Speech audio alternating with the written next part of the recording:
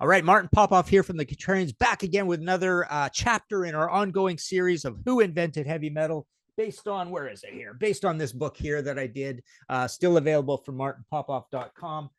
We are looking at the Who live at Leeds. And by the way, at martinpopoff.com, you can get my Who book on Quadrophenia. Big, awesome, comes in a slipcase, all on the one album, full color throughout, obviously. Very cool book. Yeah, so the Who live at Leeds. So we are at a point now. I wanted to put this one in here because it does come up a lot, and it makes a lot of points about this this whole heavy metal story that we're painting here. But you know, we are after the invention of heavy metal at this point. Because we are after Black Sabbath, which comes out February Friday the 13th in February Friday the 13th, 1970, right? So we are like 5 months later, 4 months later from that. But I wanted to pay homage to the Who in here with an actual album. I'm not really forcing this in because it kind of fits in the story, but it is late and it's not as as forceful as even a lot of our 1969 ones as being part of this story. But Pete Townshend is super important in this whole thing. Pete with his auto or self-destruction of guitars and stuff, that's kind of a heavy metal thing. The whole invention, with Jim Marshall of the Marshall amp situation, being generally speaking a fairly noisy guitarist, but not wired like a heavy metal guy. And then of course we've also got a bassist in John Entwistle who puts some hair on that bass. He's kind of like your predecessor of a Geddy Lee or even a Lemmy. So there's a heavy metal aspect to his bass playing as well, just being this gnarly rhythm sort of instrument, because he is the bass player, but he also is kind of like the rhythm guitar player at times, because Pete's off on a lot of excursions quite often, right? You've got a heavy metal, manly, masculine vocalist in Roger Daltrey, so that happens. Plus, he's also, even before Robert Plant, you could say he's the prototype for the heavy metal vocalist kind of thing, with the long hair, the square jaw on him and stuff. And then we've got Keith Moon, who is a chaotic, wall of sound drummer, makes a lot of noise, very expressive. I always compare him to someone like a Rat Scabies from The Damned, but so there's a lot of little heavy metal touchstones along the way. But this band is not really wired to think heavy metal. But live at Leeds, hang on, I've got a couple of copies of that here on vinyl. The cool thing about Live at Leeds is it's made to look like a bootleg, of course. And then on the inside, you've got this little stash of all these paper goods that came with it, right? Which is a very interesting, innovative, cool design, right? So there you go. That's your Live at Leeds. So just going through this. So like I say, May 11th, 1970, it's recorded live. February 14th, 1970, which is really interesting. That's one day after Black Sabbath comes out, right? Kind of cool.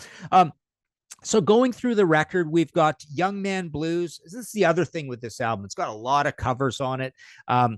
So it reminds you a little bit of that whole, kind of like the Blue Cheer first album sort of situation, right? And just Led Zeppelin with how so much of it is based on the blues. But anyway, so we start with Mose Allison's Young Man Blues, and it's actually the heaviest. I'm going to get to this, but it's the heaviest actual song on this album. And it's got a little bit of that Led Zeppelin Black Dog thing where it stops and then Roger sings completely a cappella and then it kicks off again. But this is a very heavy song. And again, with these live albums, as we discussed in the the MC5 Kick Out the Jams episode, with these live albums are a little bit cheating because it's easier to be heavier in a live situation. Everything is just that much more exciting. So this is how the Who transition into, yes, this album does get talked about as part of the heavy metal story, believe it or not. So yeah, Young Man Blues, heaviest actual song on here. It's up tempo. It's got thrashy wall of sound drumming. Keith Moon with those perennial, always ringing, always crashed and bashed cymbals. Right, that's kind of a heavy metal thing. So you start with that. Then you go to Substitute, which the Who wrote, of course. This is not a particularly heavy metal song. Gets a little dark with the chords, as it transitions, that sort of chorus area. So it's a little bit like that. We know the Sex Pistols covered this as well, and they're kind of a heavy metal band, right? But again, not a particularly heavy song from the wiring and the writing. But Keith Moon turns anything fairly heavy, and he's again Wall of Sound drums on this. Then we get Summertime Blues, which is a nice poetic connection to Blue Cheer's Vincebus Eruptum, right? Because that's a proto heavy metal song, but again, it's a cover. It's Eddie Cochran. But even when you compare the two, Blue Cheer actually injects a little bit more heavy metal madness and mania into their version, which is even on a studio album versus this one, which is on a live album. So it again highlights the point that the Who is not really wired like a heavy metal band, right? But yeah, and again, Keith is the guy keeping the song heavy. Then we go to Shakin' All Over, Johnny Kidd. Now, this is not metal at all, really. It's not even really blues. It's more of a garage rock / blues song. But yeah, pretty ridiculous, I think, with such a great writer in this band as Pete Townsend, one of the great creatives of all time in all of rock and roll. It's you got 4 songs on this side, and 3 of them are covers. But this has very caranging chords in it. This is Pete actually taking the mantle of being pretty metal in this song. Okay, so you move over to side 2 of the original vinyl, and you've got a 15-minute version of My Generation. Now, this is a big medley. So you've got a little bit of what have you got in here? See Me, Feel Me, and the ending of Sparks from Tommy in here. And so you've got some absolutely completely mellow music in this. Right. But you've also got this, and this almost reminds me of there's actually a spot in Black Sabbath Live at Last and a spot in Black Sabbath Live Evil where Tony Iommi rips off some crazy new heavy stuff, right? Really kind of cool, but not an official song. And in here, you've got this section of let's see, I wrote down the times here. How does this work? So at the 8:42 mark through to 9:55, you've got this.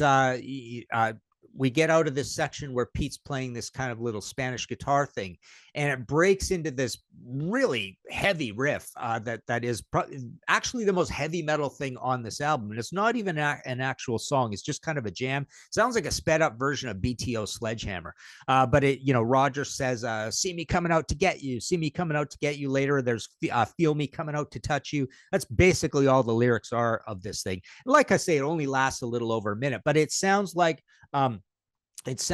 the setup for an actual really cool song, and it's not a song. It's kind of like considered the mystery song in here. But that's kind of cool. So you actually get the birth of a heavy metal song buried in this completely kind of all over the place jammy version of My Generation. And My Generation actually, in its original form, deserves some credit as part of the heavy metal story as well, because it is so early and it is a very chaotic, heavy, loud sort of song. And then the album closes out with Magic Bus, which is, typical Magic Bus. It's not a heavy metal song in any way. It's pretty quiet. It's got that weird little kind of almost like a raga jam feel. But again, we knew this was coming. When you get to the end of it, they make a ton of noise to close out this song and to close out this album. So that is kind of them being a heavy metal band of sorts. So again, in a way, just a very abstract emotional form, Live at Leeds fits the heavy metal story, and it sounds like some sort of very early days heavy metal album. But again, the band is not wired that way, but they can absolutely make a ton of noise when they want to. So there you go. Thought I'd squeeze this one in. Again, it's a little bit as a placeholder. People, this is one that generally doesn't come into the discussion. The other reason it really doesn't come into the discussion as well, of course, is that generally when we do all these ranking shows or whatever, we're usually talking just about studio albums. Now, we do have one complete live album as part of this series, Kick Out the Jams, but that's because it's all new songs. It's their debut album. So that's kind of a different case there. So this one's really cheating a little bit. bit to stick this in, but I wanted to put it in because as I say, it's a placeholder for all those little bits along the way in the 60s that the Who does belong in this whole thing. So there you go. Check out our other episodes of this. You know, we've got the Jimi Hendrix, the Cream, the MC5, the Stooges, the Zeppelin ones. There's lots. We've got the total ancient history episode to kick it off. We've got the middle history one that ends in 1950. I think that starts in the 1930s or something like that. I think the first one ends in 1895. But yeah, this chronologically speaking, this is, I don't know, 6th or 7th or 8th, somewhere in the whole thing. But there you go. The Who live at Leeds. You know, if you like this show, please hit the like button, subscribe if you haven't subscribed already. Check out martinpopoff.com for all my books. I've written 135 books. All these behind me are mine. And also my audio podcast, History in 5 Songs with Martin Popoff. There you go. The Who live at Leeds.